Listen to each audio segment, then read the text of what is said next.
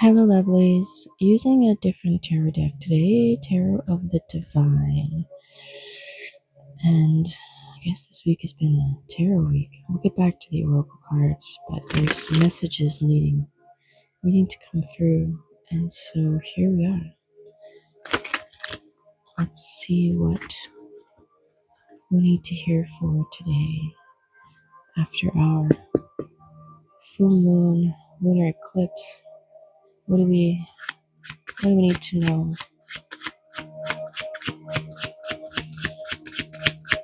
Guide, spirit, however resonates. This is a collective reading.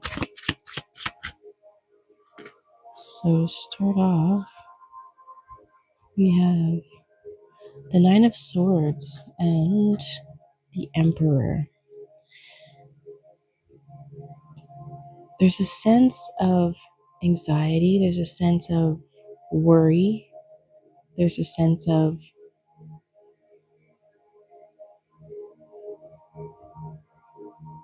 searching. Like we're searching our mind for some kind of information here. The Emperor is the divine masculine. He's the one that is like the all father energy. In this card, I believe it represents sword and the stone idea, the determination, the perseverance, the eagerness, the understanding that there is a whole other kingdom to take care of, and so pursuing one's goals is for the greater good. But there's an action that's required, there is stepping into, but here it's being there's some kind of hesitation, there's some kind of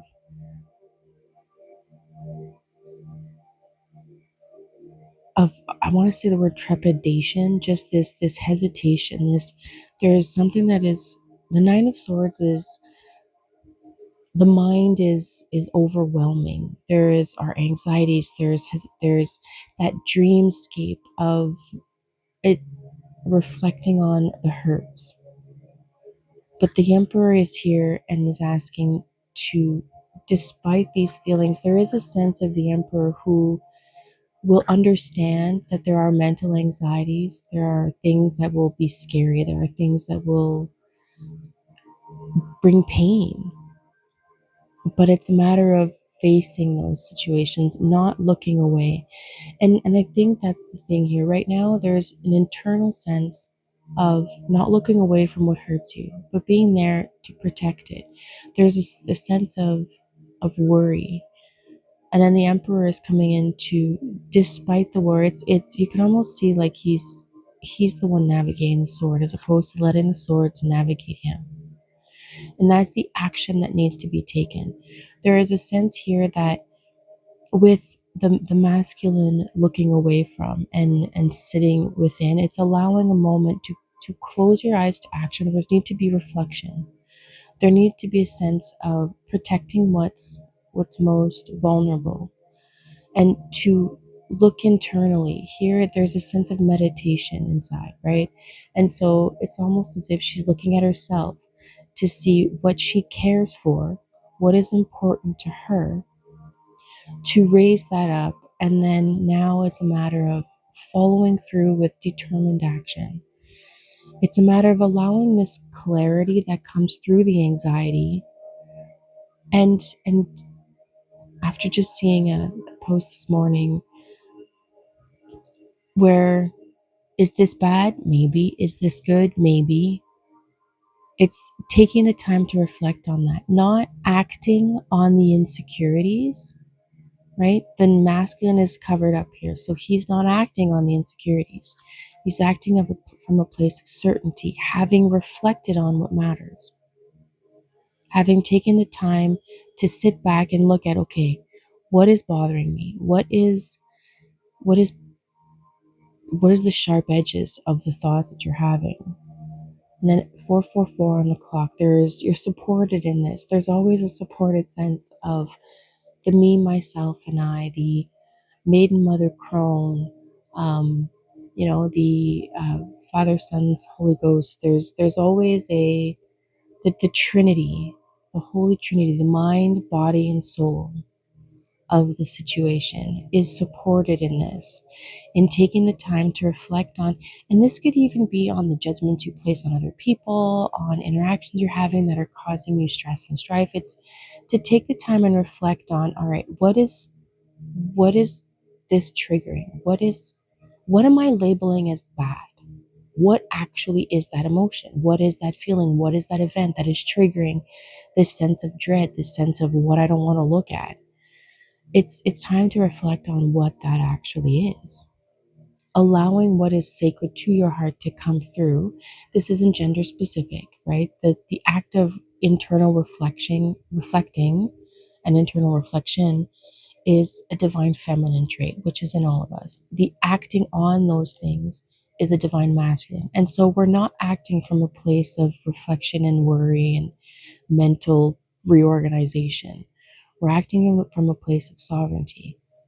This could also represent someone coming in to help you see that. Like there could be someone that, male or female, that comes into your experience and brings you that sense of an emperor, where they will guide you to, they will be the leader of, in order to help you direct what to do next, what action steps to take once the reflection's been made, once the reflection's been considered. So let's just get a few more cards here. What else can we get from this Nine of Swords? Or who might the Emperor represent? So let's see what else we get from this. What do we need to learn from? What can we add to this message? We have the Star, which is all about creating that new hope, that new inspiration. Again, childlike feeling here of what is safe, what is sacred, taking that into consideration and allowing it to shine through, allowing that moment within the darkness to come through and show you what's beautiful. The Star is about hope. The Star is also that keeping one foot in the material world while also one foot in the subconscious. So there's this idea of a dreamscape, right? This idea of, how can I take these little things that I'm learning in my subconscious and act on them slowly to relieve myself of that and bring some new hope to my experience, some new energy, some new realization. The Four of Swords on the bottom is that rest. There is a need to put to rest that monster in your mind, right? That beast that keeps bringing up your need to have the swords out. Whatever beast is, it needs to put him to rest for a minute, like a timeout, and allow the process and the star to shine through. Allow the whatever needs to come through in this realization, in this focus of what matters to shine through, so you can then act on from a place of recognition, of being the one who's carrying the sword as opposed to the one who has to always react from a sword, right? To defend from it. Underneath that is the Judgment card. And so here it's that bringing that clarity, that aha moment. Lotuses might be significant. And this is Judgment here with this representation of holding the wand, the staff. It's bringing in that clarity, that new spark, that new aligned path that will show you where you have to go next.